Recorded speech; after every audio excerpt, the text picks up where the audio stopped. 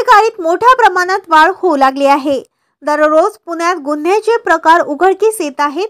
अशाच आता Pimpri Chinchwad police action मोडवर आले आहेत।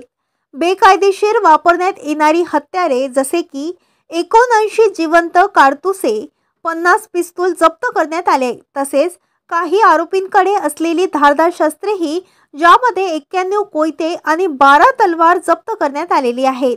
पोलिसांनी दिलेल्या माहितीनुसार 13 ऑगस्ट ते 2 सप्टेंबर दरम्यान आरोपींवर गुन्हे शाखेच्या युनिट्सने राबवलेल्या विविध मोहिमांमध्ये प्राणघातक शस्त्रे आणि धारदार बेकायदेशीरपणे हत्यारे बाळगणाऱ्यांवर कारवाई करण्यात आली असून पोलीस आयुक्त विनय कुमार चौबे यांच्या मार्गदर्शनाखाली ही विशेष मोहीम राबवण्यात आली होती। बेकायदेशीरपणे पिस्तूल बाळगणाऱ्या 40 जणांवर गुन्हे दाखल। पोलिसांनी बेकायदेशीरपणे पिस्तूल बाळगणाऱ्या